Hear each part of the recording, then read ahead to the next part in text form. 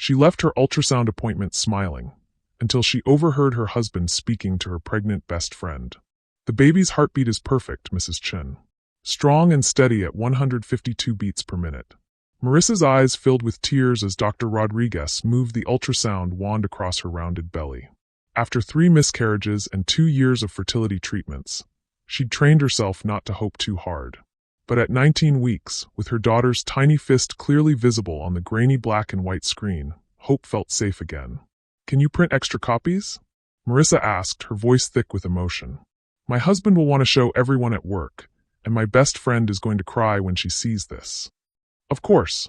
Dr. Rodriguez smiled warmly, hitting the print button. "Your hormone levels are excellent. Baby's growth is right on track. You're officially in the safe zone, Marissa. Congratulations." Marissa pressed her hands to her belly, feeling the gentle flutter of movement. Her daughter. After years of empty nurseries and negative pregnancy tests, after watching Harrison's face fall month after month when she'd emerge from the bathroom shaking her head, they were finally going to be parents. She dressed quickly, clutching the warm ultrasound pictures to her chest. Harrison would be somewhere in the hospital. He'd driven her to the appointment, but got called away for an emergency consultation in the cardiac wing. As head of surgical scheduling, he was always putting out fires, but he'd promised to meet her afterward to see the pictures. The maternity ward bustled around her as she made her way toward the main lobby. Other expectant mothers moved slowly past, some glowing, others looking exhausted. Marissa felt like she was floating. She couldn't wait to call her mom, to finally share the news they'd been keeping cautiously quiet. Her phone buzzed. A text from Angela. "How did it go? I'm dying to know everything. Coffee later." Marissa smiled, typing back. "Perfect. Wait until you see the pictures. She's beautiful already." Angela had been her rock through every fertility struggle, every loss. They'd met in college and stayed inseparable through marriages, career changes, and all of life's ups and downs. When Marissa and Harrison had gotten married 6 years ago, there'd been no question who would be maid of honor. Angela had held Marissa through every miscarriage, brought ice cream after every negative test, and never once made her feel broken or less than. The lobby came into view, all marble floors and soaring windows. Marissa spotted Harrison immediately, his tall frame unmistakable even from behind. He was standing near the far corner by the gift shop, and her heart did its familiar skip. Even after 3 years together, 2 years married, she still got butterflies when she saw him. She started toward him, then stopped. He wasn't alone. Angela stood with him, closer than friends usually stood. Marissa's first thought was surprise. She hadn't known Angela was coming to the hospital. Her second thought died before it could fully form because Harrison's voice, low and urgent, reached her across the marble expanse. "I can't keep doing this, on living this lie." Marissa's feet rooted to the floor. Something cold and sharp twisted in her stomach. "You said you needed more time."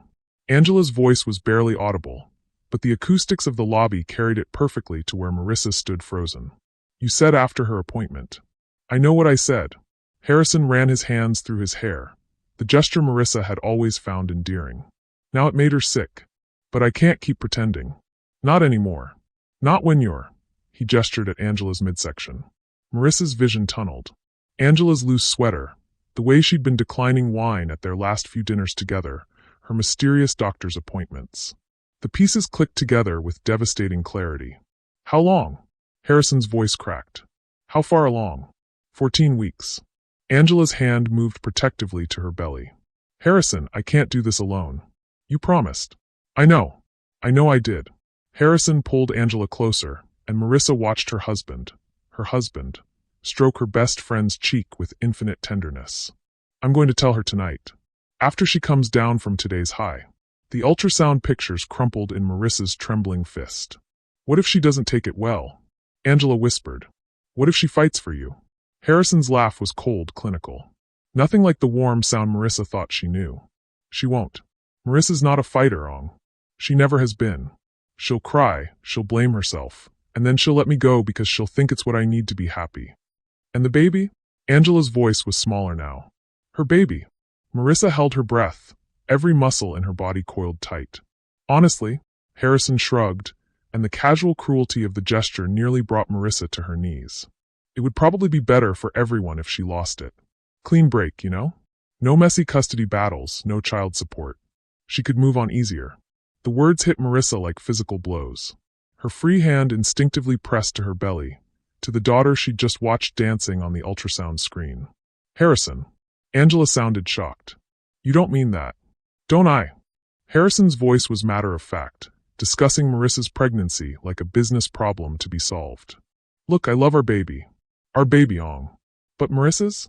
It's just going to complicate everything. Make everything harder. Marissa tasted blood and realized she'd bitten through her tongue. The metallic tang grounded her, pulled her back from the edge of complete collapse. I have to get back to the cardiac unit, Harrison continued. We'll talk tonight, okay? After I handle the Marissa situation. The Marissa situation. They embraced, and Marissa watched her husband kiss her best friend with a passion he'd never shown her. Not even on their wedding day. As they separated and moved in different directions, Marissa forced herself to step back, to blend with the crowd of hospital visitors. Her legs moved without conscious thought, carrying her to a bathroom where she locked herself in a stall and finally let herself feel the magnitude of what she'd just learned. Her marriage was a lie. Her best friend was a stranger. The two people she trusted most in the world had been systematically betraying her for months, maybe longer. And they'd been discussing the death of her miracle baby like it would be a convenient solution to their problem. Marissa stared down at the crumpled ultrasound pictures, smoothing them out with shaking fingers. Her daughter's perfect profile stared back at her, peaceful and trusting. It's okay, baby girl, she whispered, surprised by how steady her voice sounded. Mommy's going to take care of everything. For the first time in her life, Marissa Chin felt something she'd never experienced before. Pure, calculating rage. The naive woman who'd walked into that hospital lobby was gone forever. In her place sat someone Harrison and Angela had never met before. Someone they never would have betrayed if they'd known she existed. Someone who was about to teach them both what happened when you threatened a mother's child. Hey, my friend. Hope you're doing well. Drop a comment and let me know how you're feeling about this story so far and where you are watching from. If you haven't yet already, please click that subscribe button because tomorrow I have an even more special story for you and I do not want you to miss it. Marissa walked out of that bathroom with her ultrasound pictures pressed safely against her heart and her wedding ring still gleaming on her finger. But everything else about her had changed. Harrison had no idea what was coming for him. Marissa sat in her car in the hospital parking lot for 23 minutes, staring at her phone. Harrison had texted twice. How did the appointment go? And then meet you at home? Can't wait to hear everything. Each message felt like a knife twist, but she forced herself to respond normally. Perfect appointment. Doctor says baby is healthy and growing beautifully. Heading home now. Love you. The lie came so easily it surprised her. She'd always been the accommodating one, the peacemaker. In college, when Angela wanted to switch roommates mid-semester, Marissa had helped her pack. When Harrison's ex-girlfriend kept calling during their first year together, Marissa had suggested he take the calls to get closure. When his mother criticized everything from her cooking to her career, Marissa had smiled and tried harder to win her approval. You're too nice for your own good, her sister Lauren had warned her countless times. People will walk all over you if you let them. Marissa had always seen her accommodating nature as a strength, a way to keep peace and make everyone happy. Now, sitting in this parking lot with her world in ruins, she realized Lauren had been right. She'd been so busy being nice that she'd made herself invisible. But not anymore. The drive home passed in a blur of strategic thinking. Harrison would be home by 6. He always was on Wednesdays because his administrative meetings ended early.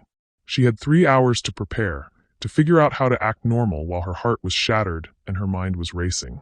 Their house sat on Maple Street in the kind of neighborhood where people knew each other's names and borrowed cups of sugar. Marissa had loved that about it when they'd bought it, the sense of community, of belonging somewhere. Now she wondered how many of their neighbors had suspected the affair. How many pitying looks had she missed? How many conversations had stopped when she walked into a room? She pulled into the driveway of the modest 2-story home they'd bought together, the one with the nursery they'd painted yellow because they'd wanted to be surprised. The nursery Harrison apparently hoped would never be needed. Inside, everything looked exactly the same. The wedding photos on the mantel, Harrison's coffee mug still sitting in the sink from that morning, the throw pillows Marissa had spent weeks choosing arranged perfectly on their couch. But it all felt like a stage set now, an elaborate performance they'd been putting on for an audience of one. Her. Marissa walked to the kitchen and opened the junk drawer, pulling out the small digital recorder she'd bought months ago to record grocery lists when her pregnancy brain made her forgetful. She'd never actually used it, but she remembered Harrison teasing her about it. My wife, the secret agent. If only he'd known how prophetic those words would be. She tested it quickly, clear audio, 2 hours of recording time. Perfect. Her phone rang. Angela's name flashed on the screen, accompanied by the photo they'd taken at Marissa's bachelorette party. Both of them laughing, arms around each other, glasses of champagne raised in celebration. Marissa stared at the image for a long moment before answering. Hey Ong. She was proud of how normal her voice sounded. Marissa, I've been thinking about you all afternoon. How was the ultrasound? Is everything okay with the baby? The concern in Angela's voice sounded so genuine that for a moment, Marissa wondered if she'd hallucinated the entire hospital scene. But then she remembered the way Harrison had touched Angela's face, the way they'd embraced, and her resolve hardened. Everything's perfect, Marissa said, settling onto the couch and subtly activating the recorder on her phone. The baby's healthy and growing right on schedule. Dr. Rodriguez said I'm officially in the safe zone now. Oh, Marissa, that's wonderful. Angela's voice was warm, excited. Academy Award worthy. I'm so happy for you. For both of you. Both of you. The phrase felt like acid in Marissa's throat. Thanks, Ong. It means everything to have your support through all this. You've been such an amazing friend, especially during the hard times. There was a pause. Then, you know I'd do anything for you, right? You're like the sister I never had. Marissa closed her eyes.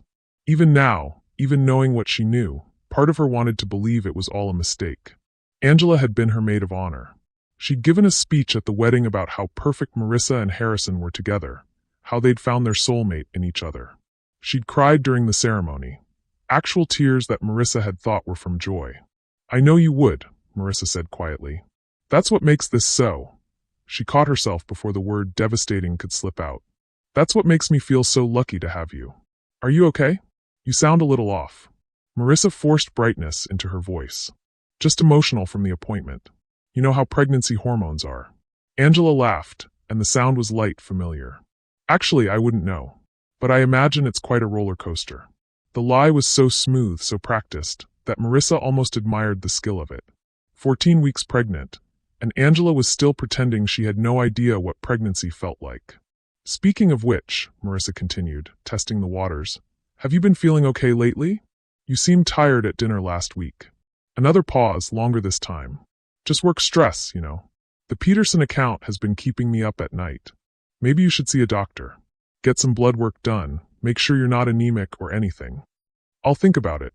Angela's voice was slightly strained now. Listen, I should probably go. I have a work call in a few minutes. Of course. Hey, are you free for lunch tomorrow? I want to show you the ultrasound pictures. I'd love that. The usual place. Perfect. See you at noon.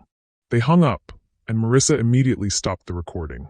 She'd gotten nothing incriminating, but she'd established something important. Angela was still committed to the charade. Still willing to look Marissa in the eye and lie about everything. That was useful information. Marissa spent the next hour researching divorce attorneys on her laptop, bookmarking several highly rated firms that specialized in high-asset divorces and custody cases. She created a new email account, m.chun, legalpoint2024@gmail.com, and began reaching out for consultations. At 5:45, she heard Harrison's key in the lock. Honey, I'm home. His voice carried the same warmth it always had, the same affection. Marissa marveled at how easy it apparently was for him to compartmentalize, to switch between his two lives without missing a beat. She arranged herself on the couch, ultrasound pictures spread across the coffee table, and painted a radiant smile on her face. In here. Wait until you see these pictures, Harrison. She's absolutely beautiful. Harrison appeared in the doorway, still in his scrubs, and for a moment his smile faltered when he saw the ultrasound images. Then he recovered, crossing to the couch and kissing her forehead. How did it go? Everything healthy. Perfect. Marissa held up her favorite picture, their daughter's profile, one tiny fist pressed against her cheek. Dr. Rodriguez says she's developing beautifully. Look at that perfect little nose. Harrison took the picture, studying it with what looked like genuine emotion. For just a moment, Marissa saw something flicker across his face. Regret? Pain. But then it was gone. She's beautiful, March. Really beautiful. I know. I can't stop looking at these. Marissa leaned against him, testing his reaction. His arm came around her automatically, but she felt the tension in his muscles, the way he held himself slightly apart. I keep thinking about what kind of person she'll be. Whether she'll have your stubbornness or my tendency to overthink everything. Harrison's laugh sounded forced. Hopefully she gets the best of both of us. And none of the worst. Marissa looked up at him, her expression innocent. I was thinking we should start looking at cribs this weekend. Maybe paint the nursery now that we know it's a girl. Something like panic flickered in Harrison's eyes. Don't you think it's still a little early? I mean, anything could still happen. The words hit exactly as he'd intended. A subtle reminder that her previous pregnancies had all ended in loss. But instead of the fear and self-doubt he was clearly expecting, Marissa felt only cold fury. Dr. Rodriguez said I'm in the safe zone now, she said carefully. The risk of miscarriage drops dramatically after 18 weeks. I know. Harrison pulled away slightly, running his hands through his hair. I don't want to jinx anything, you know? Maybe we should wait until after the anatomy scan next month. Of course. Marissa's voice was understanding, supportive. The perfect wife, accommodating as always. Whatever makes you comfortable. Relief flooded Harrison's face, and he kissed her temple. Thank you for understanding. I just want everything to be perfect for her. The irony was breathtaking. He wanted everything to be perfect for their daughter, while simultaneously wishing she didn't exist. I love how protective you are already, Marissa murmured, settling back against his chest.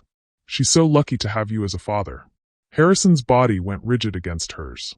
When she looked up, his face had gone pale. Harrison, are you okay? Yeah, just long day. I should shower before dinner. He extracted himself from the couch and headed upstairs, leaving Marissa alone with the ultrasound pictures and a recording device that had captured every damning word. As she listened to Harrison's footsteps overhead, Marissa allowed herself one moment of grief for the man she'd thought she'd married. That version of Harrison, the one who'd held her through her miscarriages, who'd researched fertility treatments late into the night, who'd promised they'd face everything together, had never really existed. But the man upstairs, the one who could look at pictures of his daughter and wish she'd never been born, that man was about to discover exactly what happened when you underestimated Marissa Chin. She gathered the ultrasound pictures carefully, pressing them against her chest the way she had in the hospital lobby. Her daughter deserved better than a father who saw her as inconvenient and a mother who rolled over for everyone. For the first time in her life, Marissa wasn't going to be accommodating. She was going to be strategic.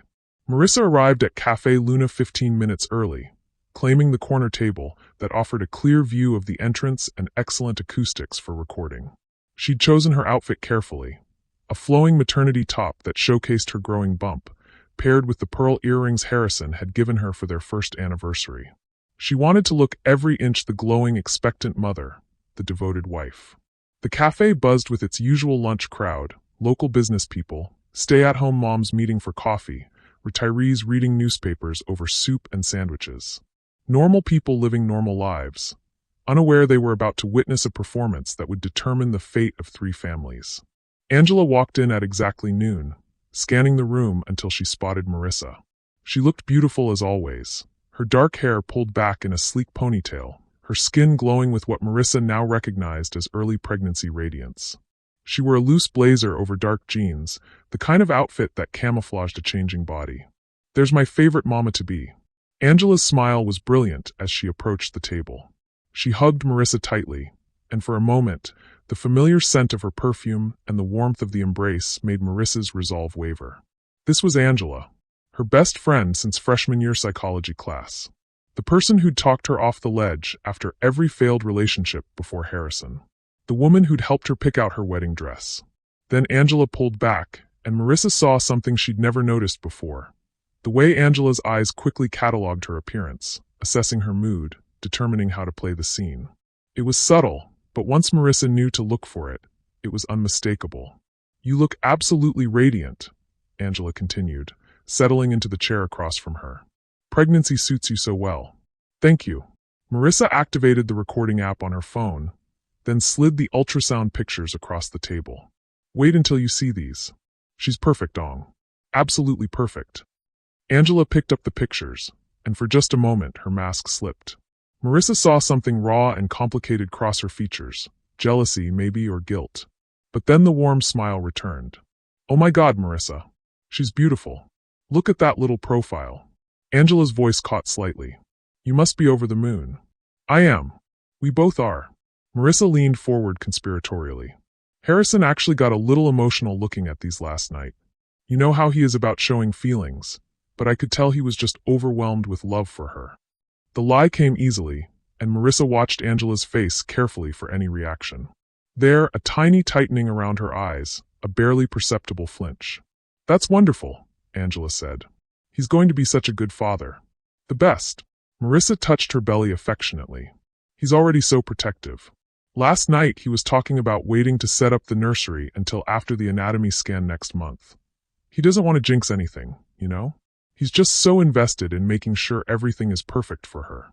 Angela set down the ultrasound pictures with slightly trembling fingers. That sounds like Harrison. Always thinking ahead. Exactly. Marissa signaled the waitress. Should we order? I'm starving. This little girl has given me quite the appetite. They ordered their usual, quinoa salad for Angela, grilled chicken wrap for Marissa.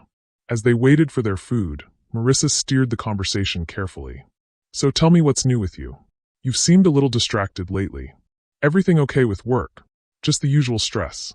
You know how demanding clients can be. Angela sipped her water, avoiding eye contact. Actually, I've been thinking about making some changes. Maybe switching firms or even relocating. Marissa's heart rate spiked. Relocating? Ong, you can't be serious. This is your home. All your friends are here. I'm here. I know. It's just. Angela finally looked up, and Marissa was startled by the pain in her eyes. Sometimes you need a fresh start, you know? A chance to reinvent yourself. Is this about Marcus? Marissa asked, referencing Angela's ex-boyfriend who'd broken up with her 6 months ago. It was the perfect cover story. Everyone knew Angela had been devastated by the breakup. Partly. Angela's smile was sad, authentic. I just feel like I'm stuck, you know? Like I need to make some big changes, or I'll never move forward. But running away isn't the answer, Marissa said gently. Your real friends will support you through anything. You know that, right? Angela's eyes filled with tears, and for a moment, Marissa thought she might confess everything right there.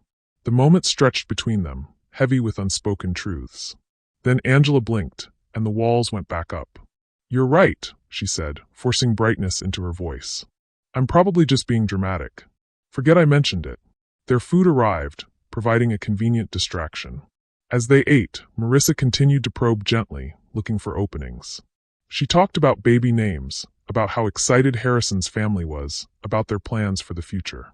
Each topic was chosen to maximize Angela's discomfort, and Marissa could see the strain building in her friend's posture, in the way she picked at her salad without really eating. Oh, that reminds me, Marissa said, as if the thought had just occurred to her. Harrison's been working so many late nights lately. I barely see him anymore.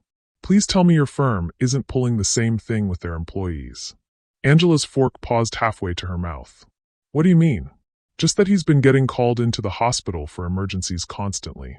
Last week he didn't get home until almost 10 nights in a row. Marissa shook her head, playing the concerned wife perfectly. I worry he's burning himself out. I'm sure it's just a busy period, Angela said carefully. Hospital work is unpredictable. You're probably right. I just wish he felt like he could talk to me about it, you know? Sometimes I feel like there's this whole part of his life I don't see. Marissa paused, letting the words hang in the air. Do you ever feel like that? Like the people closest to you are keeping secrets? Angela's face went pale. She set down her fork with trembling fingers. Marissa, she said quietly, what if I told you something that would change everything? Something that would hurt you, but that you deserve to know. Marissa's pulse thundered in her ears, but she kept her expression curious, open. What do you mean? For a long moment, Angela stared at her hands. When she looked up, her eyes were full of tears and something that looked like desperation. I'm pregnant. The words fell between them like stones into still water. Marissa felt the ripples of shock that Angela would expect. Let them show on her face as calculated surprise. Oh my God, Ong. That's wow. Marissa reached across the table to squeeze her friend's hand. How far along? When did you find out? 14 weeks. Angela's voice was barely audible. I found out about a month ago. But that's wonderful. Why do you look so scared? Is everything okay with the baby? Angela pulled her hand away, wrapping her arms around herself. It's complicated, March. Really complicated. How complicated can it be? You're healthy, you have a good job, you're 32 years old. Plenty of women have babies on their own these days. And you won't be alone. You have me, you have your family. The father is married. The confession hung between them, raw and devastating. Marissa let the silence stretch, watching Angela crumble under the weight of her own words. Oh, Angela. Marissa's voice was soft, understanding, with just the right note of disappointment. Honey, how did this happen? I didn't mean for it to. I swear I didn't. It just... Angela was crying now, tears streaming down her cheeks. It started as friendship, and then it became more, and by the time I realized how deep I was in, I was already in love with him. Who is he? Marissa asked, though she already knew the answer would destroy her all over again. Angela looked up, and in her eyes, Marissa saw the exact moment her best friend chose to shatter her world completely. It's Harrison. The cafe seemed to freeze around them. Marissa felt every carefully planned response evaporate as the raw reality of hearing it spoken aloud hit her like a physical blow. For a moment, she forgot to act, forgot to pretend, forgot everything except the searing pain of betrayal. What? The word came out as barely a whisper. Marissa, I'm so sorry. I never meant for this to happen. We tried to stop it, we really did, but... Harrison. Marissa's voice was flat, emotionless. My Harrison. My husband. I know how this sounds. I know how horrible I am.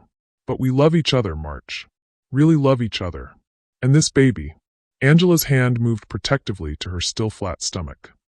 This baby was made from that love. The cruelty of those words, that Angela's baby was made from love, while Marissa's was apparently an inconvenience, snapped something inside her. But instead of rage, she felt a cold, crystalline clarity descend. How long? She asked. 6 months. Since right after Marcus and I broke up. Harrison was there for me, and one thing led to another. 6 months. Marissa nodded slowly. So while I was going through my second miscarriage, while I was crying myself to sleep wondering what was wrong with me, while I was taking fertility drugs that made me sick and crazy, you were sleeping with my husband. Marissa, please. Does he know? About the baby? Angela nodded miserably. He knows. And what does he want to do about it? He's leaving you. The words tumbled out in a rush. He was going to tell you yesterday after your ultrasound, but then you were so happy about the baby and he couldn't bring himself to destroy that. Marissa almost laughed at the bitter irony. Harrison hadn't told her because she was happy about their baby, the baby he wished would disappear. He's going to tell you this weekend, Angela continued. He wanted me to prepare you, to maybe soften the blow somehow. That's why I asked about having lunch today. How thoughtful. Marissa's voice was arctic. Both of you, so concerned about my feelings. We never wanted to hurt you. But you did. Marissa stood up slowly, gathering her purse and the ultrasound pictures. Around them, the cafe continued its normal rhythm, people eating and chatting and living their uncomplicated lives. You destroyed everything I believed in. Everything I thought I knew about my life. Marissa, wait. Please. Can we talk about this? Can we figure out how to move forward? Marissa looked down at her best friend, her former best friend, and felt something settle into place inside her chest. Something hard and unforgiving and absolutely certain. Move forward. She smiled, and even she was surprised by how cold it sounded. Oh, Angela. We're definitely going to move forward. Just not the way you think. She left $40 on the table for lunch and walked out of Cafe Luna, leaving Angela crying into her untouched quinoa salad. Outside, Marissa sat in her car for a long moment, checking the recording on her phone. Crystal clear audio of every damning word. Angela's confession, the timeline of the affair, her admission that Harrison was planning to leave. Perfect. She scrolled through her contacts until she found the number for Davidson, Hartley and Associates, the divorce firm with the highest success rate in custody cases. She'd done her research carefully. Davidson, Hartley and Associates, this is Jennifer. Hello, Jennifer. My name is Marissa Chun, and I need to schedule an emergency consultation. I have evidence of adultery, and I'm 19 weeks pregnant. I need the best attorney you have, and I need to see them today. Let me check Mr. Davidson's schedule. Can you be here at 4 o'clock? I'll be there. Marissa ended the call and looked at herself in the rearview mirror. The woman staring back at her looked exactly the same as the one who'd walked into the cafe an hour ago. Same face, same hair, same maternity top that showcased her growing belly. But everything else had changed. The naive, accommodating Marissa Chen was gone forever. In her place sat someone harder, smarter, and infinitely more dangerous than Harrison and Angela had ever imagined. They'd made one crucial mistake in their calculations.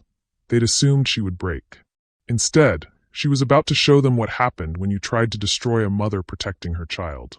The real game was just beginning. Richard Davidson was exactly what Marissa had hoped for, sharp-eyed, methodical, and utterly ruthless in his pursuit of his client's interests. His corner office overlooked downtown, filled with law books and framed certificates that spoke to decades of successful family law practice. "Mrs. Chen," he said, settling behind his massive oak desk after listening to the recorded confession, "you have what we call a nuclear-level case. Your evidence is pristine, your timeline is documented, and frankly, your husband and his mistress have made every mistake in the book."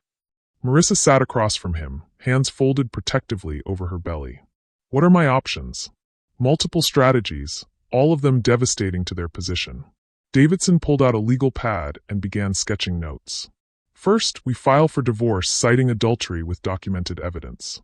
Second, we immediately petition for full custody based on your husband's recorded statements about wishing your child didn't exist. Third, we go after the maximum possible spousal support and child support. Your husband's income as a hospital administrator makes him a very lucrative target." "And Angela?" Davidson's smile was predatory. "Alienation of affection. It's still actionable in this state. We can sue her personally for damages related to the destruction of your marriage. Her confession today just handed us a 6-figure settlement." Marissa felt a dark satisfaction settle in her chest. "How long do we have before I need to file?" "I'd recommend we move quickly. The longer you wait, the more time they have to coordinate their stories or hide assets." "But Mrs. Chen, I need to ask, are you prepared for what this will unleash? Your husband will likely become very hostile once he realizes what's happening. Are you safe at home?" "He doesn't know that I know yet. He's planning to tell me this weekend that he's leaving." Marissa's voice was steady, clinical. "I want to control the timing." "Smart. Do you have somewhere you can go when things get ugly?" "My sister Lauren lives 20 minutes away. She's been telling me for years that I was too trusting." Marissa almost smiled. "She's going to be insufferably right about everything." Davidson nodded approvingly. "Family support will be crucial. Now let's talk strategy. I want you to continue acting normally until we're ready to file. Document everything. Every lie he tells, every late night, every suspicious phone call. The more evidence we have of ongoing deception, the stronger our case becomes." "I can do that." "Good. I'll have my investigators start background work immediately. Financial records, phone records if we can get them legally, documentation of the affair's timeline. Meanwhile, I want you to start subtly protecting yourself financially. Don't move large amounts of money. That would look suspicious, but make sure you have access to funds for yourself and your daughter." Marissa left the law office feeling something she hadn't experienced in 24 hours, power. For the first time since overhearing that devastating conversation in the hospital lobby, she felt like she had some control over her situation. The drive home gave her time to plan her performance for the evening. Harrison would be expecting his usual accommodating wife. The woman who made his favorite dinner, asked about his day, and never questioned his increasingly frequent absences. She could give him that performance while quietly gathering the intelligence that would destroy him. The house smelled like the lavender candles she'd lit that morning, back when she'd still been excited to share the ultrasound pictures with her husband.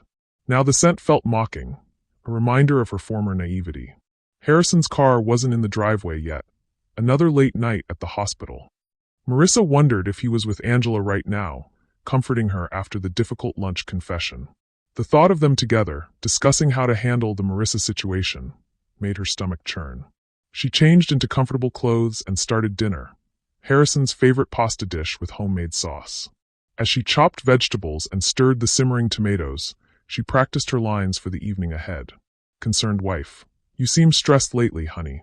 Is everything okay at work?" Understanding partner. "I know you're working hard to provide for our family. I appreciate everything you do." Devoted mother-to-be. "I can't wait for you to feel her kick. She's getting stronger every day." Each phrase was designed to twist the knife of guilt deeper, to make his betrayal feel more shameful and his position more untenable. Marissa was discovering she had a talent for psychological warfare. Her phone buzzed with a text from Angela. "I'm so sorry about today. I know you need time to process everything. I'm here when you're ready to talk." Marissa stared at the message for a long moment before responding. "I need some space right now, but thank you for finally being honest with me. That couldn't have been easy." The response was perfect, wounded but not angry, giving Angela hope that their friendship might somehow survive this betrayal. It would keep her off balance, unsure of Marissa's intentions. Another text came through immediately. "I love you, March. That never changed, no matter how badly I screwed up." This time, Marissa didn't respond. Let Angela sit with the uncertainty. Harrison's key turned in the lock at 7:15, later than usual, but not suspiciously so. Marissa arranged herself at the stove, stirring the pasta sauce with a wooden spoon, the picture of domestic contentment. "Smells amazing in here," Harrison called out, his voice carrying that false cheerfulness she now recognized as performance. "How was your day?" "Good. I had lunch with Angela. I showed her the ultrasound pictures. She got a little emotional looking at them." Marissa kept her voice light, conversational, as Harrison entered the kitchen and kissed her cheek. She felt him tense slightly at the mention of Angela. "Oh, how is she doing?" "She seemed a little off, actually. Stressed about something. I tried to get her to talk about it, but you know how private she can be." Marissa turned to face him, studying his expression. "She mentioned she's thinking about relocating. Can you believe that? Just picking up and leaving everything behind." Harrison's face went carefully neutral. "People make drastic decisions when they're going through a rough patch. I suppose. I just can't imagine abandoning everyone who loves you. Running away from your problems instead of facing them." She turned back to the stove, letting the words sink in. "I told her that real friends support each other through anything. That running away never solves anything." The silence behind her stretched too long.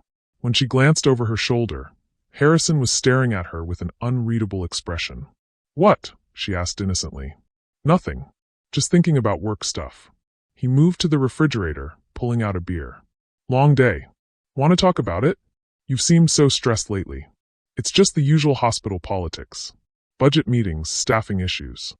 Harrison took a long drink, avoiding her eyes. "Nothing you need to worry about." Marissa nodded understandingly while mentally cataloging another lie. The recording app on her phone was already running, capturing every deception. They sat down to dinner, and Marissa launched into seemingly innocent conversation designed to maximize his discomfort. She talked about their future plans, the nursery they'd decorate, the family vacations they'd take, the way their daughter would bring them even closer together. She mentioned how excited their friends were, how supportive everyone had been through their fertility struggles. "Angela especially," Marissa said, twirling pasta around her fork. "She's been such a rock through everything. I don't know what I would have done without her friendship." Harrison choked slightly on his wine. "You okay?" "Fine. Just went down wrong." He cleared his throat. "You know, maybe you shouldn't depend on Angela so much. You said yourself she seems stressed, maybe going through some personal issues. You don't want to burden her with your problems." Marissa looked up, letting surprise color her features. "Harrison, that's not like you. You've always said how much you appreciate my friendship with Angela. I just think, maybe some distance would be healthy. For both of you." "Distance?" Marissa set down her fork, looking genuinely confused.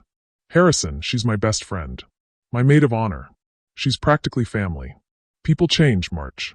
Situations change. Sometimes friendships run their course." The casual cruelty of it, that he could discuss discarding Angela so easily now that she'd served her purpose, revealed depths of his character that Marissa was only beginning to understand. "I can't believe you're saying this.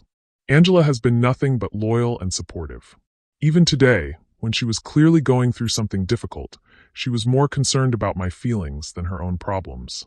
Marissa's voice carried just the right note of hurt confusion. "I thought you cared about her too." Harrison's jaw tightened. "Of course I care about her. I just think maybe she needs to focus on her own life right now instead of being so involved in ours." "Her own life?" Marissa tilted her head. "What do you mean?" "I mean, she's single, she's 32. Maybe she should be looking for her own relationship instead of living vicariously through ours." The statement was so breathtakingly hypocritical that Marissa had to look down at her plate to hide her expression. Harrison was suggesting Angela find her own relationship while he was actively destroying his marriage to be with her. "I hope she finds someone who deserves her," Marissa said quietly. She deserves to be with a man who puts her first, who's honest with her, who would never betray her trust. Harrison's wine glass hit the table harder than necessary. You're right, he said, his voice tight. She deserves better than whatever situation she's in now. After dinner, they settled on the couch to watch television, their usual routine. But everything felt different now, charged with subtext and hidden meanings. When Harrison's phone buzzed, Marissa watched him check it with casual interest. Work, she asked. Yeah, just confirming tomorrow's surgery schedule. He typed back quickly, but Marissa caught a glimpse of the message thread, definitely not professional in tone. You work too hard, she said, curling up against his side. Promise me you'll try to get home earlier next week? I miss spending time with you. Harrison's arm tightened around her, and for a moment she felt an echo of what their relationship used to be, or what she'd thought it was. I promise, he said, and the lie came so smoothly that Marissa wondered how many others she'd believed over the years. Her phone rang, Lauren's ringtone. I should take this, she said, extracting herself from Harrison's embrace. Hey Lauren, how are you feeling? Any morning sickness today? Her sister's voice was warm with concern. Much better, thanks. The second trimester is definitely easier. Marissa walked to the kitchen, lowering her voice. Listen, I was wondering if I could come stay with you this weekend. Harrison has to work Saturday and Sunday, and I'm feeling a little lonely in this big house. It was a calculated risk, forcing Harrison to choose between his work story and time with Angela. She watched his face from the kitchen doorway and saw the flicker of panic in his eyes. Of course you can stay. David and the kids would love to see you. Are you sure everything's okay? Everything's fine. I just want some sister time. Marissa kept her voice light while maintaining eye contact with Harrison. Maybe we can work on the baby blanket you started knitting. They talked for a few more minutes about family gossip and weekend plans. When Marissa hung up, Harrison was pretending to read something on his phone. So, work all weekend? She asked, settling back beside him. Unfortunately. Big case on Saturday, and then I need to catch up on paperwork Sunday. Another lie smoothly delivered. Marissa nodded sympathetically. I told Lauren I might stay over Saturday night, so you don't have to worry about me being alone. Is that okay? Relief flooded Harrison's features. That's probably a good idea. You shouldn't be alone so much, especially with the pregnancy. His concern would have been touching if Marissa didn't know he was simply happy to have a clear weekend with his mistress. They spent the rest of the evening in comfortable routine, Harrison reading medical journals, while Marissa worked on thank you notes from a recent baby shower. To anyone observing, they would have looked like a perfectly content married couple expecting their first child. But underneath the surface, both of them were planning for a very different future. When they went to bed that night, Harrison made love to her with a tenderness that felt like goodbye. Marissa responded with all the passion she could muster, knowing it would likely be the last time she touched him without revulsion. Afterward, as he slept beside her, Marissa lay awake staring at the ceiling and mentally reviewing everything she'd learned. Harrison's eagerness to have her out of the house for the weekend. His suggestion that she distance herself from Angela. His increasingly elaborate lies about work. He was preparing to tell her about the affair this weekend, just as Angela had said. But he had no idea that Marissa was preparing too. By Monday morning, the naive woman he'd married would be gone forever. In her place would be someone armed with legal representation, documented evidence, and a plan for their complete destruction. Harrison shifted beside her in his sleep, murmuring Angela's name so quietly that anyone else might have missed it. Marissa smiled in the darkness. Even his subconscious was providing evidence. She was going to destroy them both, and they were going to help her do it. Lauren's house smelled like coffee and children's cereal, a comforting chaos that Marissa had always envied. Her sister's kitchen was covered in finger paintings and homework assignments, evidence of a life filled with the beautiful mess of family. Now, sitting at the breakfast table while her 8-year-old nephew Jake showed her his latest Pokemon cards, Marissa felt the sharp contrast between Lauren's authentic happiness and her own carefully constructed lie of a marriage. Aunt Marissa, feel. 10-year-old Emma pressed her small hand against Marissa's belly, eyes wide with wonder. Is she moving? Not right now, sweetheart. She's probably sleeping. Marissa covered Emma's hand with her own, marveling at her niece's pure excitement. This was what family should feel like: uncomplicated love, honest joy, protection without betrayal. Lauren appeared in the doorway, coffee mug in hand, studying Marissa with the shrewd eyes that had seen through every lie since childhood. Kids, go get ready for your soccer games. Dad's taking you in 20 minutes. The children scattered with typical weekend energy, leaving the sisters alone. Lauren settled across from Marissa, her expression gentle but probing. Okay, spill it. What's really going on? What do you mean? Mar, I've known you for 32 years. You don't just spontaneously decide you need sister time. You plan everything 3 weeks in advance. Lauren sipped her coffee, waiting. Plus, you look like you haven't slept. Marissa stared into her own mug, watching the cream swirl through the dark liquid. Part of her wanted to tell Lauren everything, to collapse into her sister's arms and sob out the whole devastating story. But she wasn't ready. Not until she'd finished what she'd started. I think Harrison might be having an affair. The words hung in the air like a physical presence. Lauren's face went through a series of expressions, shock, anger, and something that looked disturbingly like vindication. That bastard. Lauren's voice was quiet, deadly. Do you have proof? Some. Enough to know it's true. Marissa met her sister's eyes. It's Angela. Angela? Lauren's coffee mug hit the table with a sharp crack. You're Angela? Your best friend Angela? My former best friend. Jesus Christ, Marissa. How long? At least 6 months. She's pregnant. The silence that followed was profound.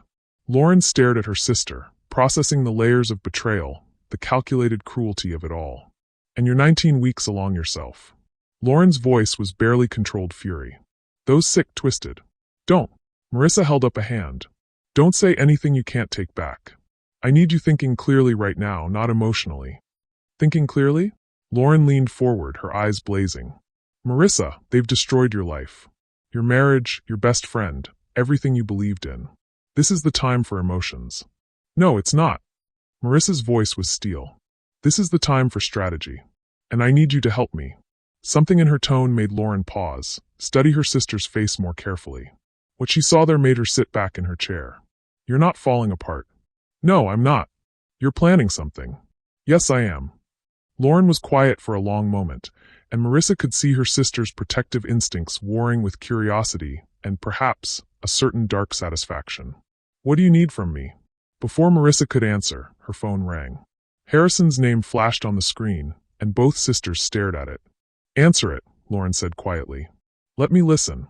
Marissa activated the speaker and recording app simultaneously. Hey, honey. Hi, March. How are you feeling? Settling in okay at Lauren's. Harrison's voice was warm, concerned. The perfect husband checking on his pregnant wife. I'm good. The kids are excited about the baby. Emma keeps trying to feel her move. Marissa's performance was flawless, the loving wife missing her husband. How's your day going? Are you at the hospital already? A pause, just long enough to be telling. Yeah, just got here. Going to be a long day. I might not even make it home tonight. Dr. Peterson wants me to observe a procedure that could run until midnight. Lauren's eyes narrowed. Marissa nodded, making a mental note of the elaborate lie. Oh, that's too bad. I was hoping we could talk tonight. I've been thinking about baby names, and I wanted to get your opinion. Another pause. We can talk about it tomorrow, okay? When you get home. Of course. I love you, Harrison. Love you too. The call ended, and the kitchen fell silent except for the distant sounds of children getting ready upstairs. He's not at the hospital, Lauren said flatly. No, he's not. He's with her. Probably. Lauren leaned back in her chair, processing. You know, I never liked him. From the very beginning, something felt off about him. Too smooth, too eager to be the perfect boyfriend. You never said anything. You were happy. Or I thought you were. Lauren shook her head. I should have trusted my instincts. It wouldn't have changed anything. I wouldn't have listened. Marissa touched her belly absently. I wanted the fairy tale so badly that I ignored every red flag. What red flags? Marissa began cataloging the signs she'd missed or rationalized away. Harrison's phone calls that he always took in another room, his increasingly frequent work emergencies, the way he'd grown distant after each of her miscarriages instead of closer. The time she'd caught him in small lies that he'd smoothly explained away. His reluctance to start trying for a baby in the first place, claiming he wanted to wait until they were more financially stable. He never wanted this baby, she realized aloud. Even when we were trying, he was going through the motions because he knew I wanted it. But he never actually wanted to be a father. Not with me. But he wants it with her. Apparently. Lauren reached across the table and took her sister's hand. I'm so sorry, March. This is unthinkable. I'm not looking for sympathy. Marissa's voice was calm, matter of fact. I'm looking for justice.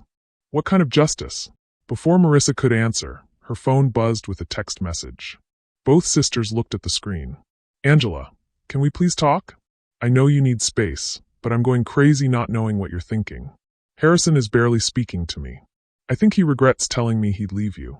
I'm scared he's going to choose his marriage over our baby. Lauren read over Marissa's shoulder, her expression growing darker with each word. She's panicking, Marissa observed. Good. What are you going to tell her? Marissa thought for a moment, then typed. I've been doing a lot of thinking. Can you meet me tomorrow afternoon? There are things we need to discuss. The response came back immediately. Yes. Anywhere. Thank you, March. I know you probably hate me, but I need you to understand. Marissa didn't respond to the follow-up message. You're going to confront her again? Lauren asked. I'm going to give her exactly what she wants, a chance to explain herself. A chance to tell me all about her great love affair. Marissa smiled, and it was not a kind expression. And I'm going to record every word of it. Marissa. Lauren's voice carried a warning. Whatever you're planning, you need to be careful. If they realize what you're doing, they won't. They think I'm weak. They think I'll roll over and accept whatever scraps of dignity they're willing to leave me. Marissa's eyes were hard. They have no idea who they're dealing with. Lauren studied her sister's face, seeing something there that she'd never witnessed before. Marissa had always been the accommodating one, the peacemaker, the sister who avoided conflict at all costs. This version of her was someone entirely new. What happened to you? Lauren asked quietly. Between yesterday and today, what changed? Marissa was quiet for a long moment, staring out the kitchen window at Lauren's children playing in the backyard. Jake was pushing Emma on the swing, both of them laughing, their faces bright with uncomplicated joy. I became a mother, she said finally. Not when I got pregnant. I've been pregnant before. But yesterday, when I heard Harrison say it would be better if my baby didn't exist, something shifted. I realized I would do anything to protect her. Anything. Even destroy your marriage? My marriage was already destroyed. I just didn't know it yet. Marissa turned back to her sister. Now I'm choosing how it ends. On my terms, not theirs. Lauren nodded slowly. What do you need from me? Alibi. Emotional support. A place to stay when everything explodes. Marissa paused. And maybe some legal advice from David. Lauren's husband was a corporate attorney, not family law, but he'd have insights into the process. Done. Anything else? Help me practice. Practice what? Being the heartbroken, betrayed wife. I need to perfect the performance for when this all goes public. Marissa's smile was sharp. Because it is going public. I'm going to make sure everyone knows exactly what kind of people Harrison and Angela really are. They spent the next hour strategizing. Lauren helped Marissa think through every angle, every potential complication. David, when he returned from soccer games, listened to the story with growing outrage and offered crucial insights about divorce proceedings and asset protection.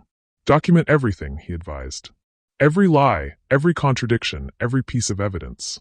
And make sure you have multiple copies stored in different places. Already working on it. Good. And Marissa? Don't underestimate how nasty this could get. People do terrible things when they feel cornered. That evening, Marissa sat in Lauren's guest room, ostensibly reading a pregnancy book, but actually planning her next moves. She'd scheduled another meeting with Davidson for Monday morning. She'd set up the confrontation with Angela for Sunday afternoon. And she'd laid groundwork for Harrison's inevitable confession. Her phone rang, Harrison again. Hi, honey. Just wanted to check in before bed. Long day. Exhausting. Harrison sounded genuinely tired. Dr. Peterson's procedure went even later than expected. I'm barely keeping my eyes open. Another lie, delivered so smoothly that Marissa marveled at his skill. She wondered what he'd actually been doing all day. Moving in with Angela? Planning their future together? Discussing how to minimize the fallout when they destroyed Marissa's life? Poor baby. Make sure you get some sleep. You work too hard. I will. How are you feeling? Any contractions or anything unusual? No, everything's normal. She's been active today, lots of kicking.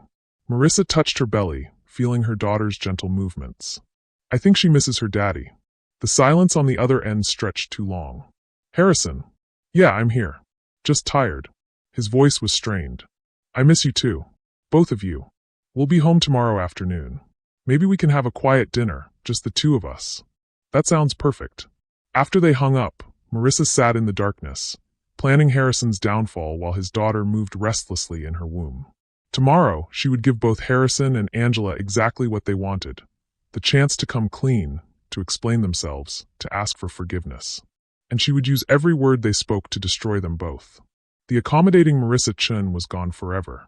In her place sat someone harder, smarter, and infinitely more dangerous than either of her betrayers could imagine. They thought they were so clever, so strategic in their deception. They had no idea they'd been outplayed by someone they'd never bothered to understand. Tomorrow, the real game would begin. Sunday afternoon found Marissa back in Café Luna, but this time she'd chosen a different table. One in the back corner where the acoustics would be perfect for recording and the other patrons couldn't easily overhear.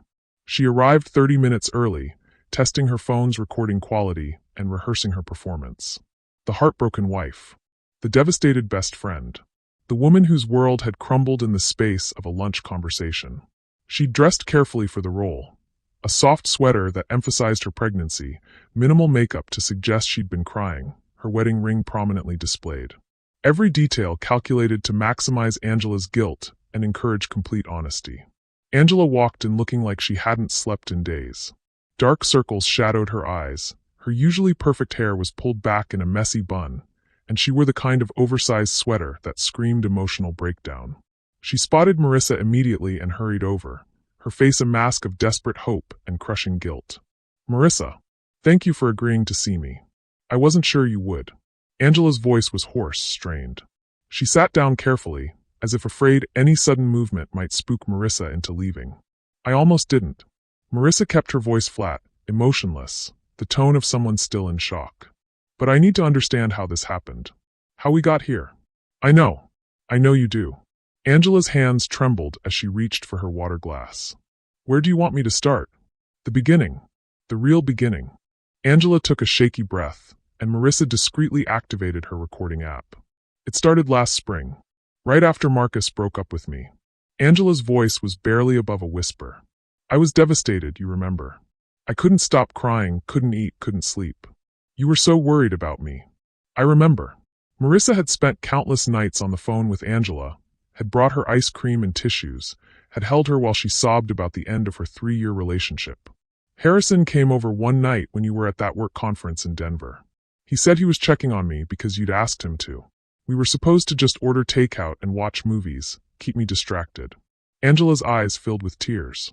"But I started crying again and he held me, and something shifted." "You kissed him?" "No. He kissed me." Angela looked up sharply. "I need you to know that, Marissa. I never would have made the first move. Never. But when he kissed me, I didn't stop him." The detail felt important, though Marissa wasn't sure why yet. She filed it away. "And then what happened? We talked all night. Really talked, in a way I'd never talked to anyone before. He told me things about himself, about your marriage, that made me see him differently." Angela's voice grew stronger, more animated. "He said he'd been feeling trapped for months, that he loved you but wasn't in love with you anymore. That he'd been going through the motions, trying to be the husband you deserved, but his heart wasn't in it." Each word was a carefully placed blade, designed to cut deeper than the last. Marissa absorbed the pain, cataloged it, and filed it away with the rest of her evidence. "He said that. He said he married you because you were safe. Because you'd never challenge him or demand too much or make his life complicated." Angela's tears were flowing freely now. "But with me he felt alive again. He felt like himself. And you believed him. I wanted to believe him. God help me. I wanted to believe that someone could love me that much." Angela wiped her eyes with a napkin. "We told ourselves it was just one night, that it would never happen again. But then you came back from your conference, and Harrison couldn't stop looking at me differently. And I couldn't stop thinking about him. So you decided to have an affair. We decided we were in love." The correction came quickly, defensively.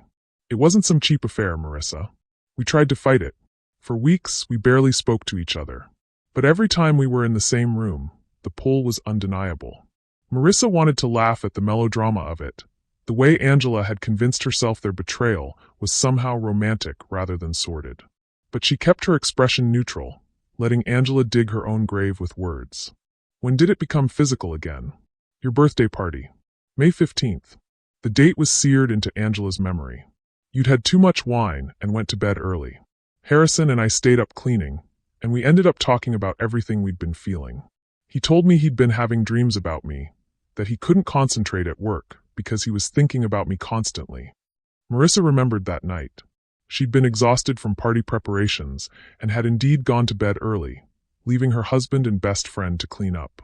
She'd woken up briefly around 2 a.m. and noticed Harrison wasn't in bed yet, but when she'd called downstairs, he'd said he was just finishing the dishes. He'd been finishing something, all right. And then it became regular. Not regular. Never regular. Angela's voice was pleading now. We'd go weeks without seeing each other alone. We tried to end it so many times, Marissa. Every time you'd have another miscarriage, every time you'd look at me with such trust and love, we'd swear we were done. But then something would happen. You'd ask us to have dinner together, or we'd all go out, and we'd remember how much we loved each other. While I was grieving my lost babies, you were falling deeper in love with my husband. The stark truth of it hung in the air like poison. Angela flinched as if Marissa had struck her. I know how it sounds. I know how horrible that makes me. But Marissa, you have to understand, I never stopped loving you. Not for 1 second. You're the best person I know, the kindest, most generous friend anyone could ask for. That's what made this so impossible. If I was so wonderful, why did you keep betraying me? Because I couldn't help myself. The words exploded out of Angela like a dam bursting. Because every time Harrison looked at me, I felt like I was the only woman in the world. Because when he touched me, I forgot everything else existed. Because I've been in love with him since the day you introduced us. And I spent 2 years watching you marry the man I wanted for myself. The confession shocked them both into silence. Marissa stared at her former best friend, seeing her clearly for perhaps the first time ever. You've been in love with Harrison since we started dating. Yes. Angela's voice was broken, defeated. From the very beginning. I helped you plan your wedding knowing I was in love with your fiancé. I gave that speech about how perfect you were together while my heart was breaking. I stood next to you at the altar and watched the man I loved promise to cherish you forever. And you never said anything. What was I supposed to say? You were so happy. And Harrison seemed to genuinely love you then. I thought if I just waited, the feelings would fade. I dated other people, tried to move on. But every time I saw you two together, especially during your fertility struggles when he was being so supportive, I hated myself for still wanting him. But then he kissed you, and suddenly it was all justified. It felt like fate. Angela's laugh was bitter, self-aware. How's that for pathetic? I convinced myself that Harrison realizing he loved me too was some kind of cosmic justice. That we were meant to be together and you were just in the way. The casual cruelty of that last phrase, that Marissa was simply an obstacle to their destined love, crystallized everything. Angela hadn't just betrayed her friend. She'd been actively resenting her for years. And the pregnancy? Angela's hand moved protectively to her belly. We were being careful. We always used protection. But last month, the condom broke, and we were so caught up in the moment that we didn't stop. Her eyes filled with fresh tears. When I found out I was pregnant, I was terrified. But Harrison was overjoyed. He was happy about your baby. He cried when I told him. Actually cried. He said it was a sign that we were supposed to be together, that this was the universe giving us our chance at real happiness. Angela's voice grew soft, dreamy. He's already picked out names. He wants to name her Elena. If it's a girl, it means bright light. He says that's what this baby is for both of us. The contrast was devastating. Harrison crying with joy over Angela's pregnancy while wishing Marissa's would disappear. Marissa felt something cold and final settle in her chest. What about my baby? She asked quietly. Angela's face crumpled. He loves your baby too, Marissa. He does. It's just complicated. Complicated how? He feels trapped by your pregnancy. Like it's tying him to a life he doesn't want anymore. He's afraid that if he leaves you while you're pregnant, everyone will see him as a monster. But if he stays, he'll miss his chance at real happiness with me and our baby.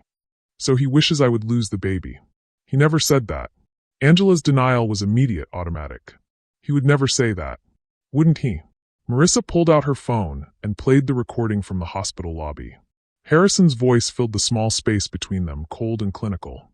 Honestly, it would probably be better for everyone if she lost it. Clean break, you know? No messy custody battles, no child support. She could move on easier. The blood drained from Angela's face as she listened to her lover casually discussing the death of his wife's unborn child. When the recording ended, the silence stretched unbearably. You recorded us. Angela's voice was barely a whisper. I heard you. In the hospital lobby after my ultrasound appointment. I heard everything. Marissa leaned forward slightly. Did you really think I wouldn't find out? Did you think you could just keep lying to my face forever? Marissa, You what? You're sorry? You didn't mean for it to happen? You love me like a sister? Marissa's voice remained calm, but there was steel underneath. Save it, Angela. I've heard all your excuses. Then why did you ask me here? Why make me go through all of this if you already knew everything? Because I wanted to hear you say it. All of it. I wanted to hear you admit that you've been lying to me for months, that you've been in love with my husband since the day we met, that you helped plan my wedding while fantasizing about destroying my marriage. Marissa tilted her head slightly. And because I wanted to record you confessing to adultery, alienation of affection, and conspiracy to defraud me of my marital assets. Angela's eyes widened in horror. You're recording this conversation. Every word. Marissa's smile was sharp, predatory. Thank you, by the way, for being so thorough. My attorney will be very pleased with the evidence you've just provided. Attorney? Angela's voice cracked. Marissa, you can't. I can. And I will. Marissa began gathering her things. Harrison's planning to tell me about your affair tonight, isn't he? The big confession scene where he asks for my forgiveness and promises it's over. How did you? Because I know my husband. Or I thought I did. Marissa stood up slowly. He's probably practiced his speech, figured out exactly how to play the repentant husband. Make me think it was all a mistake, that he chooses our marriage over your relationship. But he does choose you. Angela reached across the table desperately. Harrison told me last night that he can't go through with leaving, that he realizes your marriage is more important than our feelings. He's ending things between us. He's lying. Marissa's voice was matter of fact. He's planning to string both of us along until after the babies are born, then figure out which option benefits him more. But it doesn't matter anymore, because I'm not giving him the choice. What are you going to do? I'm going to protect my daughter. I'm going to protect myself. And I'm going to make sure that everyone knows exactly what kind of people you and Harrison really are. Marissa looked down at her former best friend with something approaching pity. You wanted him so badly, Angela. Well, congratulations. You can have him. What's left of him after I'm done? Marissa, please. Think about this. We've been friends for 10 years. We were never friends. The words were final, absolute. Friends don't spend years coveting each other's lives.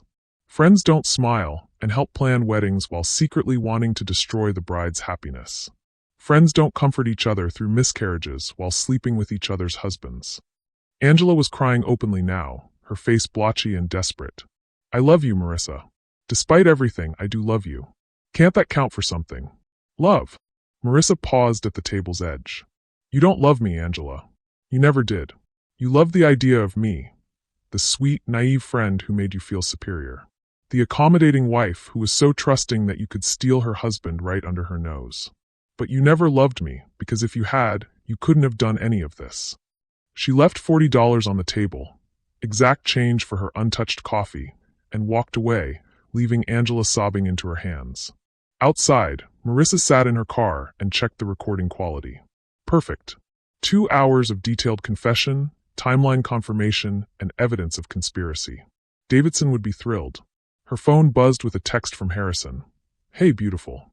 Heading home now. Can't wait to see you.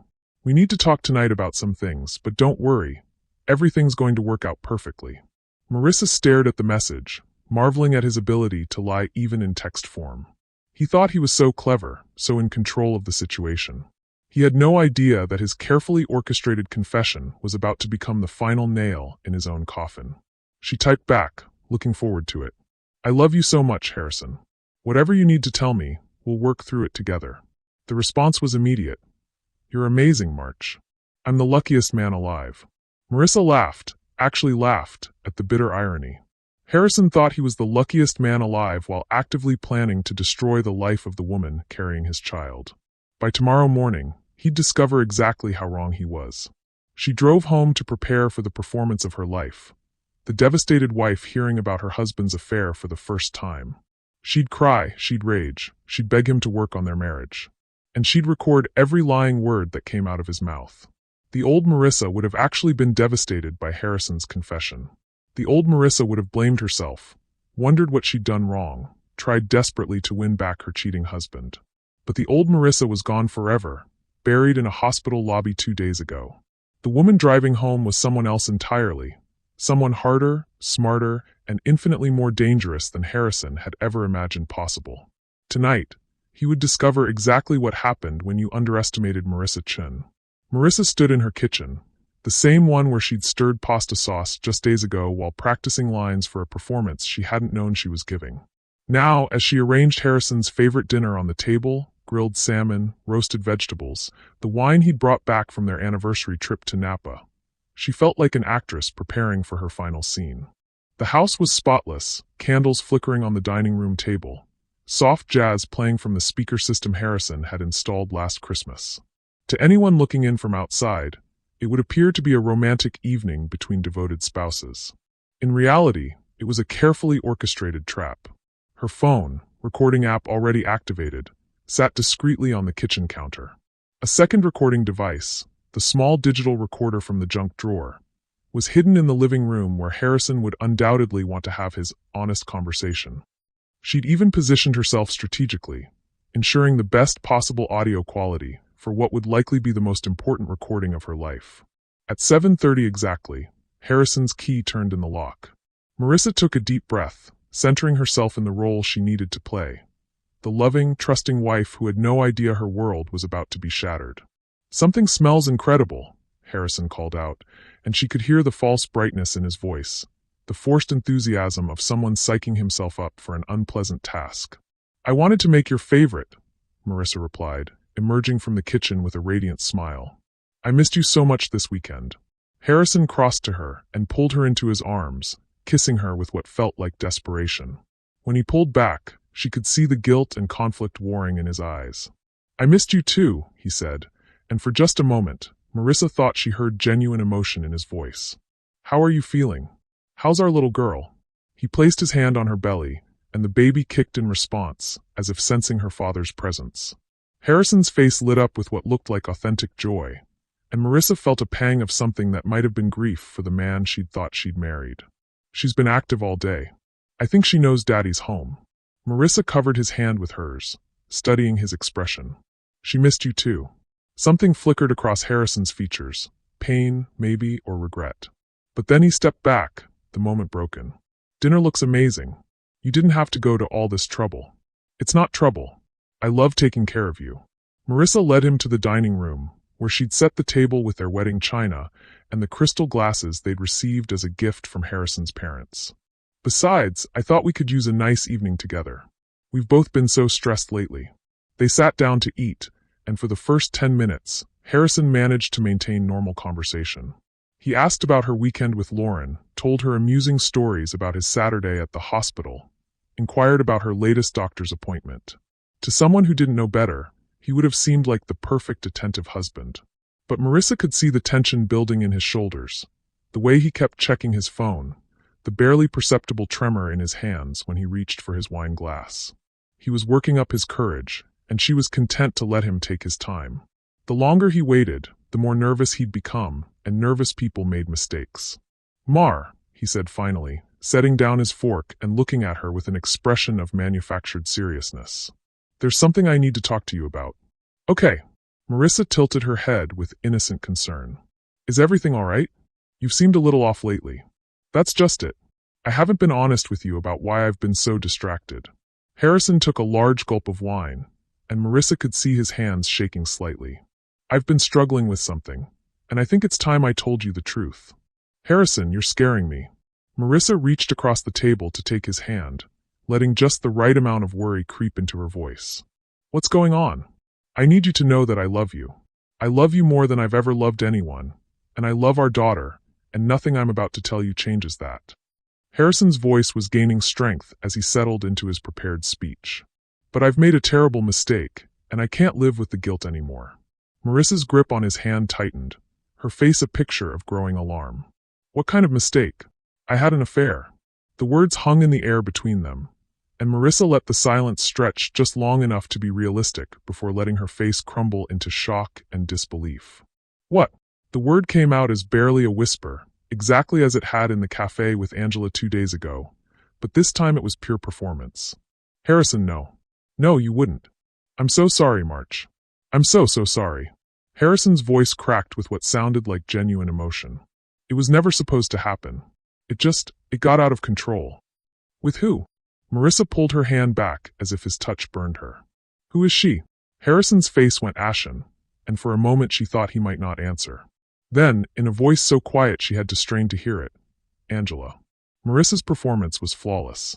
Her face went through the perfect sequence of emotions, confusion, disbelief, and then devastating comprehension.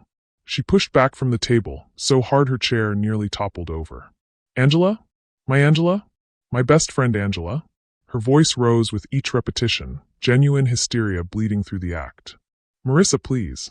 How long? The question came out as a roar. How long have you been fucking my best friend?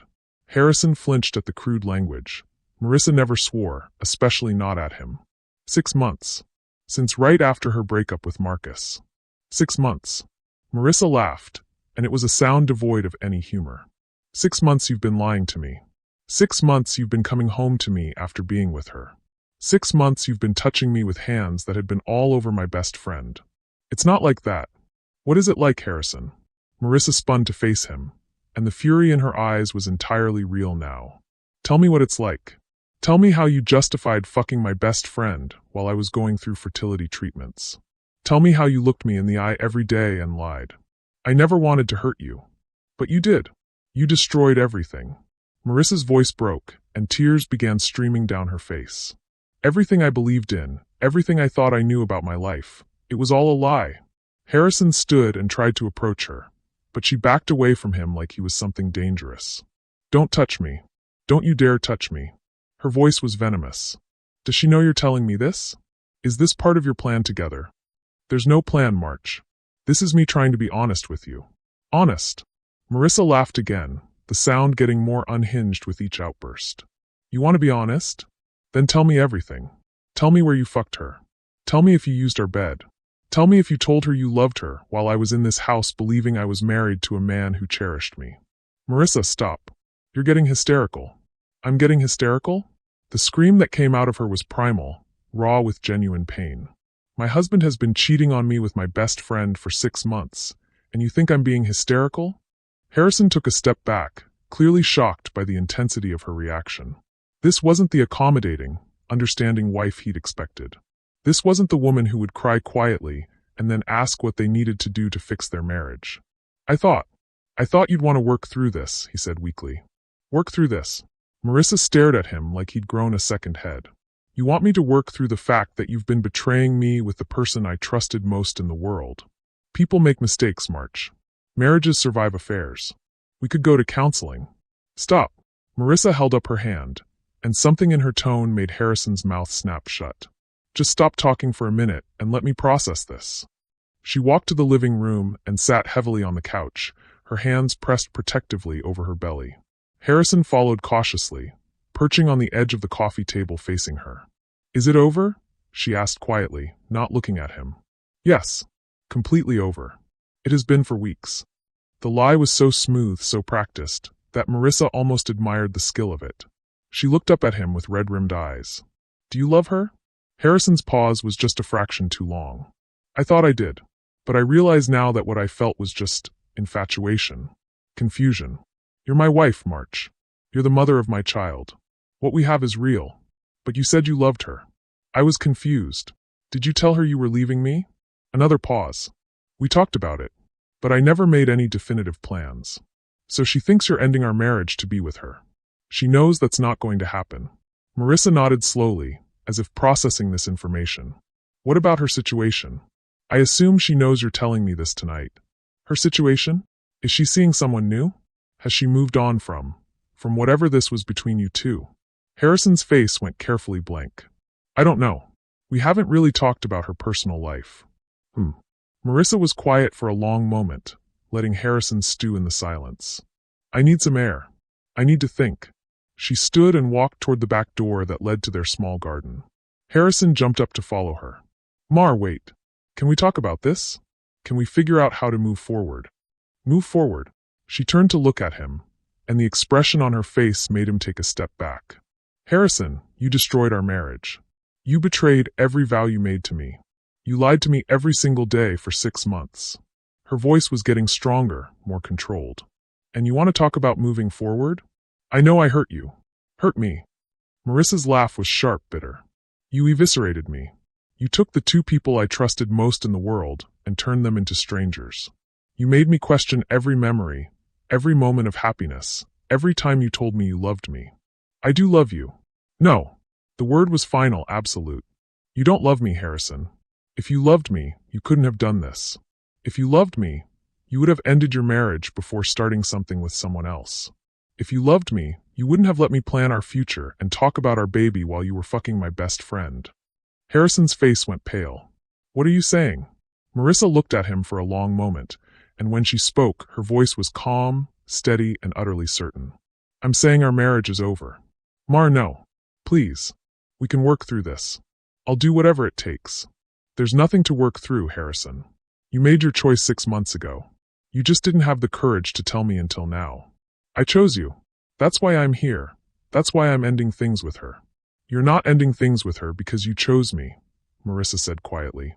You're ending things with her because you got caught. Because keeping both of us was becoming too complicated. The accuracy of her statement hit Harrison like a physical blow. His mouth opened and closed several times before he found his voice. That's not true. Isn't it? Marissa tilted her head, studying him with new eyes. Tell me, Harrison.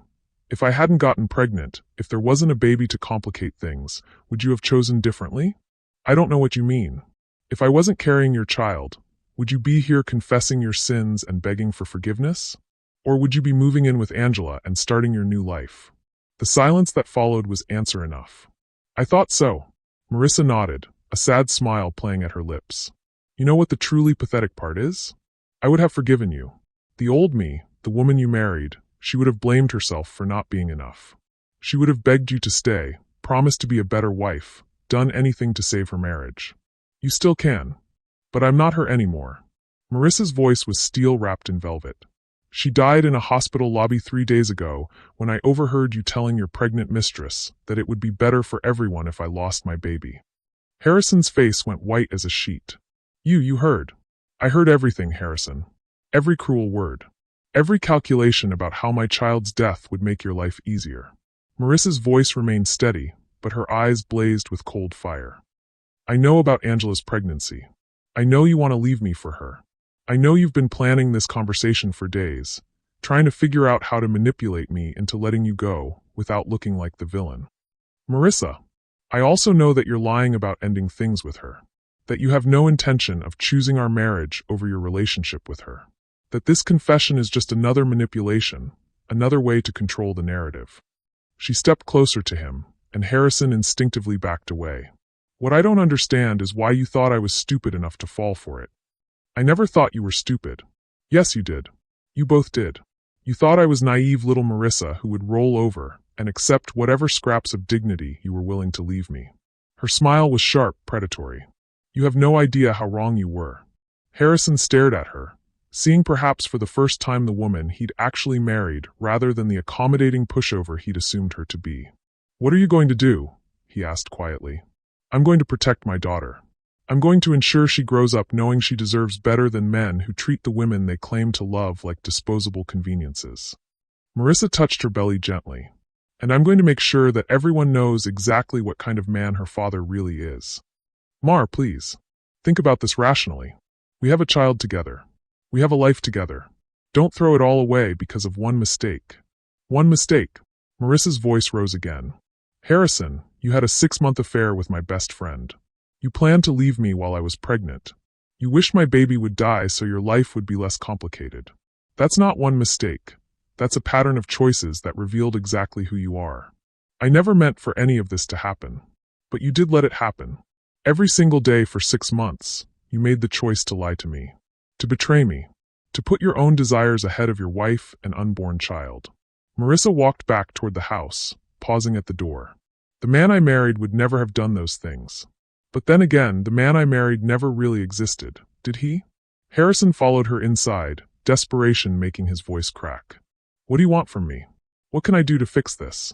Marissa turned to face him one last time, and the expression on her face was one he'd never seen before. Not sadness or anger, but something far more dangerous, absolute certainty. There's nothing you can do, Harrison. You made your choice, and now you get to live with the consequences. She moved toward the stairs, then stopped. Oh, and Harrison? You might want to call Angela. I have a feeling she's going to need some comforting tonight. Why? What did you do? I had lunch with her today. We had a very illuminating conversation about your relationship. Marissa's smile was razor-sharp. She told me everything. And I mean everything. Harrison's face went ashen as the implications sank in. Marissa, what are you planning? I'm not planning anything. I'm executing. She started up the stairs, then paused one more time. You wanted honesty, Harrison? Here's some honesty for you. You're going to lose everything. Your marriage, your reputation, your relationship with your daughter, and quite possibly your career. And the beautiful part is, I won't have to do anything except tell the truth. She disappeared upstairs, leaving Harrison standing alone in the ruins of his carefully orchestrated confession. In the bedroom, Marissa locked the door and immediately called her lawyer. Davidson? It's Marissa Chin. I have everything we need. How quickly can we file? The divorce papers were filed at 9:47 a.m. on Tuesday morning, exactly 47 hours after Harrison's botched confession. By 10:15 a.m., they had been served to Harrison at the hospital by a professional process server who found him in the middle of a budget meeting with the entire cardiac department. Marissa knew this because she'd specifically requested the most public service possible. By 11:30 a.m., her phone was ringing nonstop. Harrison had called 16 times, each voicemail more desperate than the last. Her mother had called in tears after Harrison phoned her, claiming Marissa had suffered some kind of mental breakdown. Even Harrison's mother had called, her voice dripping with condescension as she suggested Marissa was being overly emotional about a minor marital hiccup. Marissa ignored them all. She was sitting in Davidson's office, reviewing the most comprehensive divorce petition he'd ever filed. This is a masterpiece of legal destruction, Davidson said, genuine admiration in his voice as he flipped through the 53-page document. We have documented adultery with timeline evidence, alienation of affection against the mistress, recorded statements showing emotional abuse and endangerment of the unborn child, financial discovery requests that will freeze their ability to hide assets, and custody demands that will give you primary physical custody. What about Angela's lawsuit? We filed that simultaneously. She's being sued for alienation of affection, intentional infliction of emotional distress, and civil conspiracy. The recorded confessions make it essentially undefendable. Davidson's smile was predatory. She'll settle within a week rather than face public trial. And Harrison's employment situation? Well, that's where things get interesting. Davidson pulled out another folder. Hospital administrators are required to maintain certain moral standards, especially when it comes to personal conduct that might reflect on the institution. Having an affair with a patient's family member, which is what this technically was since you were receiving care at his facility, could constitute a breach of professional ethics. Marissa felt a dark satisfaction settle in her chest. You sent the evidence to the hospital board. I sent it to their legal department with a courtesy notice that these matters might become public record during divorce proceedings. What they do with that information is entirely up to them. Her phone rang again, Harrison's name flashing urgently on the screen. This time she answered. Hello, Harrison. Marissa, what the hell have you done? His voice was frantic, barely controlled. They served me divorce papers in front of my entire department. My boss wants to see me in an hour. What were you thinking? I was thinking that actions have consequences. Marissa's voice was calm, professional. I was thinking that if you wanted to destroy our marriage publicly by having an affair with my best friend, then we should end our marriage publicly as well. This is insane. You can't just what? Divorce my cheating husband? File for custody of my child? Protect my assets from a man who's been lying to me for 6 months. Marissa's voice remained steady. Actually, Harrison, I can do all of those things. And I have. I never said I wanted a divorce. I told you I wanted to work on our marriage. No, you said you wanted me to pretend your affair never happened, so you could continue lying to me with a clear conscience. There's a difference. There was silence on the other end, then. What do you want? Money. The house. Just tell me what it will take to stop this madness. I want full custody of my daughter. I want spousal support. I want to ensure that everyone knows exactly what kind of man you are. Marissa paused. And I want you to understand that the accommodating wife you married never really existed. She was just another performance, and the show is over. Marissa, please. Be reasonable. Think about our daughter. I am thinking about our daughter. I'm thinking about what kind of world I want her to grow up in, what kind of men I want her to believe she deserves. Marissa's voice gained strength. I'm thinking about teaching her that when someone betrays your trust completely, you don't reward them with forgiveness and second chances. You protect yourself and move on. You're destroying everything. I'm not destroying anything, Harrison. I'm revealing what was already broken. She paused. How's Angela handling the news? The silence stretched so long that Marissa wondered if he'd hung up. She's upset. I imagine she is. Being sued for 6 figures tends to put a damper on romantic delusions. Marissa allowed herself a small smile. Is she still planning to relocate? Because that might complicate her legal situation. Marissa, stop. Please. I know you're angry. I'm not angry anymore, Harrison. Anger was yesterday, when I was still processing the betrayal. Today I'm just finished. Finished with what? With you. With caring about your feelings or your comfort or your career. With pretending that what you did was forgivable. With being the understanding wife who puts everyone else's needs ahead of her own. Marissa's voice was steady, final. I'm finished being married to you. She hung up before he could respond. Davidson had been listening to her side of the conversation with obvious approval. You handled that perfectly. Calm, rational, unshakable. If he tries to claim in court that you're emotionally unstable, this phone call will contradict that narrative. He's going to fight this, isn't he? Oh, absolutely. Men like Harrison always fight when they realize they're not in control anymore. He'll probably file counterclaims, try to paint you as vindictive and irrational, maybe even attempt to get custody himself. Davidson leaned back in his chair. The good news is that we have him completely outmatched in terms of evidence and legal strategy. What's the bad news? It's going to get ugly. Really ugly. He's going to attack your character, your mental state, your fitness as a mother. He's going to try to make this as painful as possible in hopes that you'll cave and accept a lesser settlement. Marissa touched her belly, feeling her daughter's gentle movements. Let him try. I'm not the woman he thinks I am. No, Davidson agreed. You're definitely not. Marissa's afternoon was spent in systematic destruction of Harrison's carefully constructed life. She transferred their joint savings to an account in her name only. Perfectly legal since she was an authorized user and they weren't yet divorced. She canceled his credit cards and changed all the passwords to their shared accounts. She called their mutual friends and family members to give them her version of events before Harrison could spin the story in his favor. Most satisfying of all, she called Harrison's mother. Eleanor, this is Marissa. I wanted to call before you heard from someone else. Marissa, dear, Harrison told me you filed for divorce. Surely this is just a temporary emotional reaction. Harrison had a 6-month affair with my maid of honor while I was going through fertility treatments. When I became pregnant, he told her it would be better for everyone if I lost the baby. Marissa's voice was matter-of-fact, clinical. She's also pregnant with his child. The silence on the other end was profound. Eleanor? Are you there? That can't be true. Harrison wouldn't. He's always been so devoted to you. I have recordings of both of them confessing to the affair, discussing their plans to leave me, and talking about how my pregnancy complicates their relationship. Marissa's voice remained steady. Would you like me to email them to you? Oh my God. Eleanor's voice was barely a whisper. Oh my God, what has he done? He's destroyed his marriage and abandoned his pregnant wife for another woman. But he's your son, Eleanor, so I wanted you to hear the truth from me rather than whatever version he's planning to tell you. Eleanor was crying now, soft sobs that carried clearly through the phone. Marissa, I'm so sorry. I'm so incredibly sorry.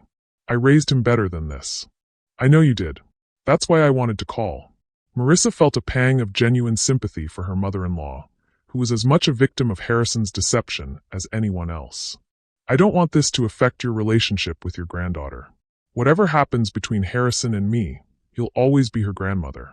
Thank you, Eleanor whispered. That means more than you know. After she hung up, Marissa sat in her living room, soon to be her living room alone, and felt something she hadn't experienced in months: peace. Her phone buzzed with a text from Angela. Please call me. I need to explain. There are things you don't understand about the situation. Marissa deleted the message without responding. Another text, this one from Harrison. I'm coming home tonight. We need to talk like adults about how to handle this situation. This time, Marissa did respond. Your key won't work. I changed the locks. Your belongings are in boxes on the front porch. You are not welcome in this house. The response was immediate. You can't lock me out of my own home. Watch me. Her doorbell rang at 6:30 p.m. Marissa peered through the window to see Harrison standing on their front porch, looking disheveled and desperate. 3 cardboard boxes sat beside him, containing his clothes and personal items. She didn't open the door. Marissa, he pounded on the door. Open up. We need to talk. We have nothing to talk about, she called through the door.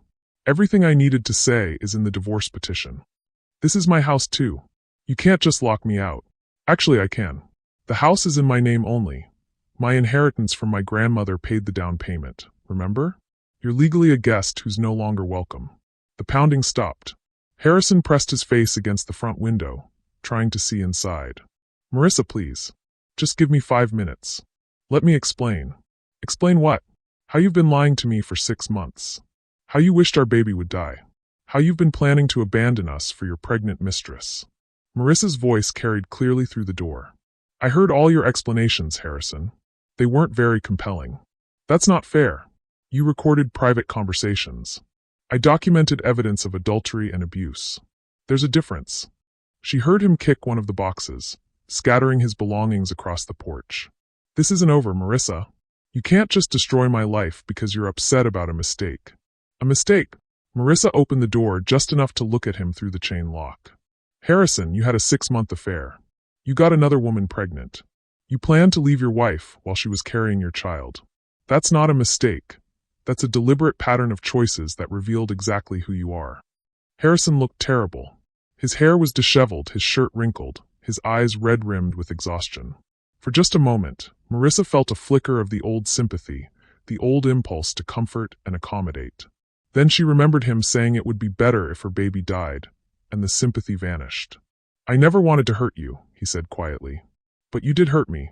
You destroyed everything I believed about my life, about my marriage, about the people I trusted most. Marissa studied his face through the narrow opening. The difference is, I'm not going to let that destruction define me. What do you mean? I'm not going to spend the rest of my life as a victim of your choices. I'm going to build a better life for myself and our daughter, one where we're surrounded by people who actually care about our well-being. She started to close the door, then paused. Oh, and Harrison? You might want to find somewhere else to stay tonight. I hear Angela's apartment is lovely. She closed the door and turned the deadbolt, leaving Harrison standing alone on the porch with his scattered belongings. From the living room window, she watched him gather his boxes and load them into his car. His movements were mechanical, defeated. When he drove away, his taillights disappearing around the corner, Marissa felt something she hadn't expected: freedom. Her phone rang one final time. She glanced at the screen, expecting another desperate call from Harrison or Angela. Instead, it was Lauren. How are you holding up? Her sister asked gently. I'm good, Marissa said, surprised to realize it was true. Really good, actually. I heard about the divorce filing. The whole town's talking about it. Good. Let them talk. Let everyone know exactly what kind of man Harrison Chen really is. And Angela? Is finding out that being the other woman is a lot less romantic when there are legal consequences involved. Marissa settled onto her couch, one hand resting on her belly. She'll probably settle out of court and disappear somewhere else to have Harrison's baby in peace. You sound different. Stronger. I am stronger. I had to be. Marissa felt her daughter kick and smiled. We both did. We. Your niece and I. We're going to be just fine without Harrison and Angela in our lives. I'm proud of you, March. For the first time in your life, you're not trying to fix everyone else's problems or make everyone else comfortable. You're putting yourself first. It only took 32 years and a devastating betrayal to figure it out. Better late than never. After they hung up, Marissa sat in the quiet house, listening to the sounds of evening settling around her. Tomorrow, the real work would begin. Prenatal appointments without a lying husband, preparing for single motherhood, building a new life from the ashes of her old one. But tonight, for the first time in months, she felt genuinely peaceful. Harrison and Angela had thought they were so clever, so strategic in their betrayal. They'd assumed she would be destroyed by their revelation, that she would either fight uselessly to save her marriage or collapse into helpless victimhood. Instead, they'd underestimated the most fundamental force in the universe, a mother's love for her child. Marissa Chen had been willing to accommodate everyone else's needs for 32 years. But she would burn down the world before she let anyone threaten her daughter's well-being. And as it turned out, she wouldn't need to burn down the world. She'd already burned down theirs. 6 months later, Marissa stood in the nursery she'd finally been able to decorate, watching morning sunlight stream through the soft yellow curtains she'd chosen after learning she was having a daughter. The room was perfect, not because it was expensive or elaborate, but because it was filled with love from people who genuinely cared about both of them. The rocking chair in the corner was a gift from Eleanor, Harrison's mother, who'd driven over from across town every week since the divorce to help prepare for her granddaughter's arrival.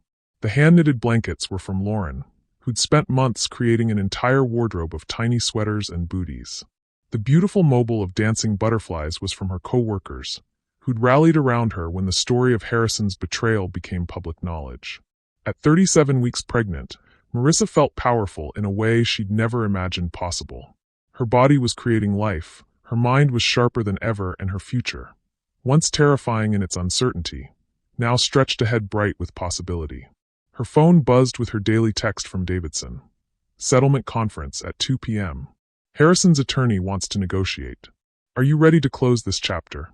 Marissa smiled, typing back. More than ready. Let's finish this. The divorce proceedings had been everything Davidson promised. Ugly, public, and ultimately devastating for Harrison. The hospital had placed him on administrative leave, pending an ethics investigation.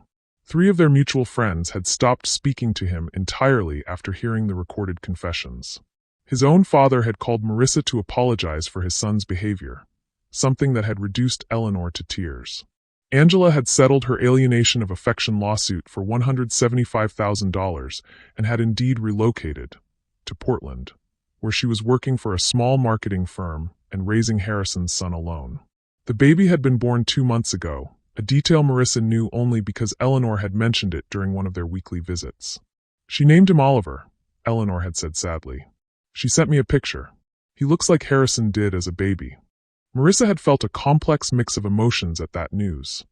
Pity for Angela, sadness for the child who would grow up knowing his father had abandoned 2 families, and overwhelming gratitude that her own daughter would be raised with honesty and integrity. Now, as she prepared for what would likely be the final legal confrontation with Harrison, Marissa felt only peace.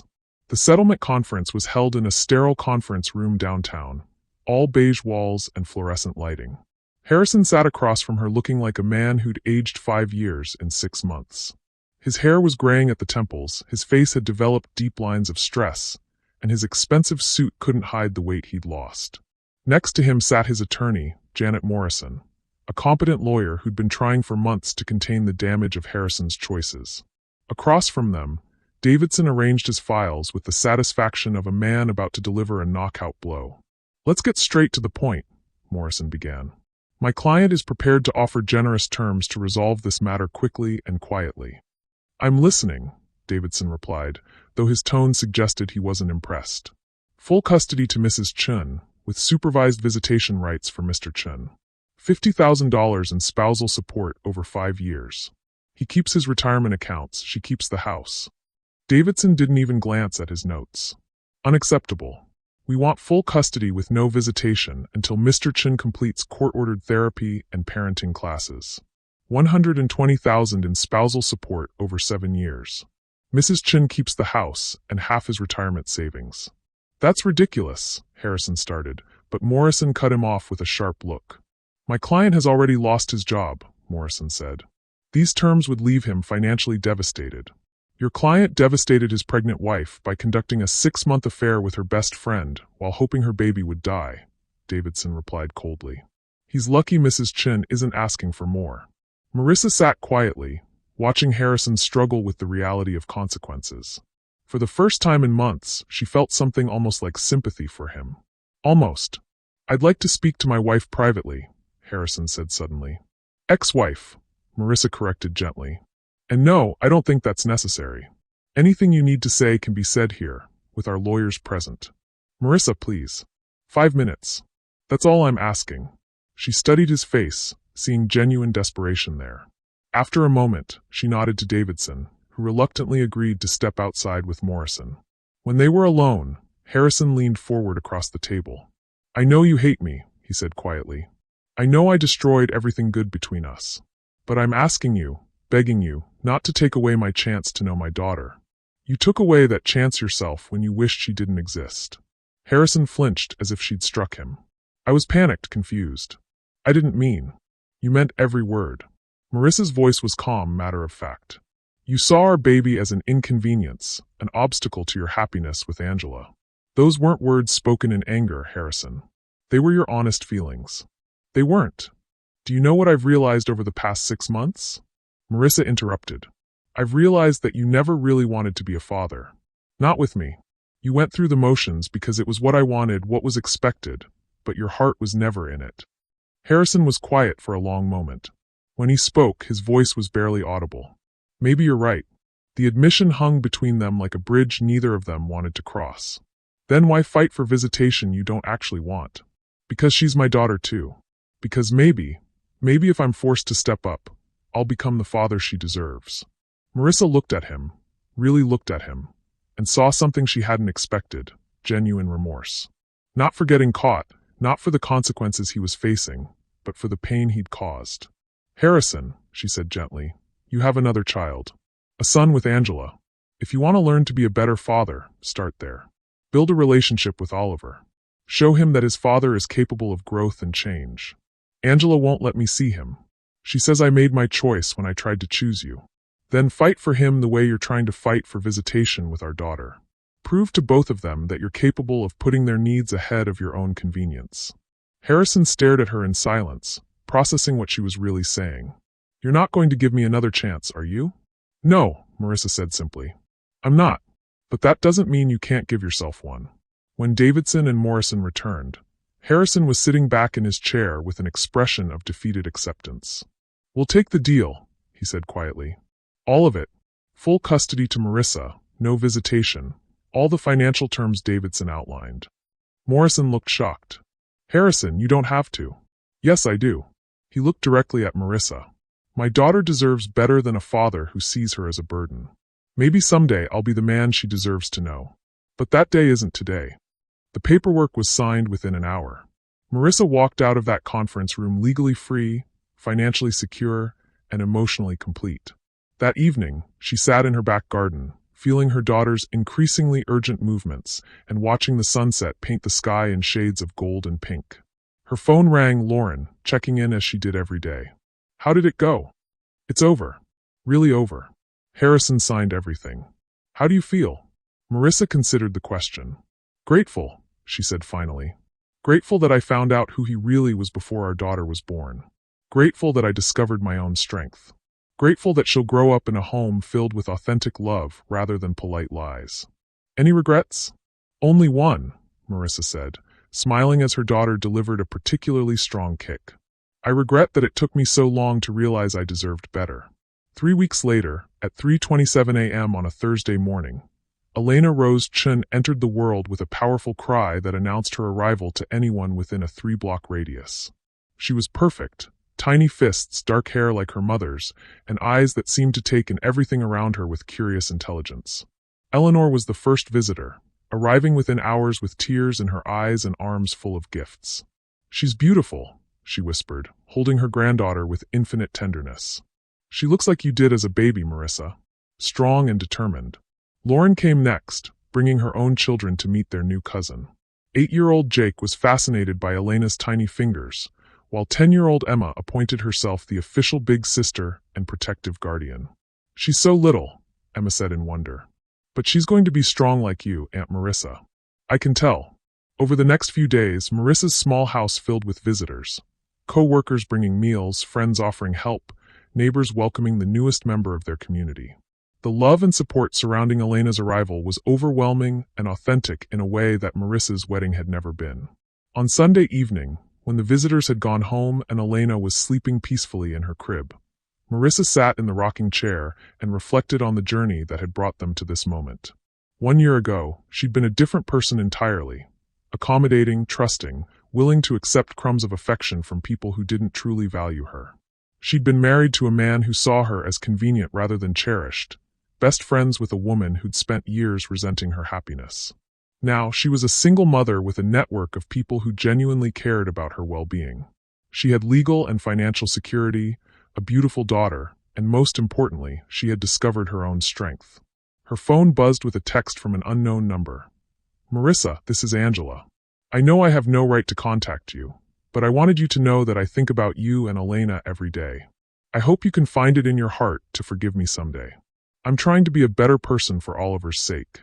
Marissa stared at the message for a long time before typing back. "I hope you are becoming a better person. Your son deserves a mother who puts his needs first. As for forgiveness, I've moved beyond needing to forgive you. I wish you well." She blocked the number immediately after sending the response. Some chapters needed to stay closed. Elena stirred in her sleep, making the soft sounds that newborns make when they're dreaming. Marissa reached over to stroke her daughter's cheek, marveling at the perfection of her tiny features. "You're going to have such an amazing life," she whispered. "You're going to know what it means to be truly loved, truly valued, truly protected. You're going to grow up understanding that you deserve partners who choose you every single day, friends who celebrate your happiness rather than resent it, and a mother who will move heaven and earth to keep you safe." Elena's eyes opened, focusing on her mother's face with the intense concentration that newborns sometimes display. For a moment, they simply looked at each other. Two survivors, two fighters, two souls who'd found their way to each other through the wreckage of betrayal and deception. "We're going to be just fine," Marissa said softly. "More than fine. We're going to be extraordinary." Outside, the first hints of dawn were beginning to lighten the sky. A new day, a new chapter, a new life built on the foundation of hard-won wisdom and unshakable love. Marissa Chen had learned the most important lesson of her life. Sometimes the greatest gift someone can give you is showing you exactly who they are.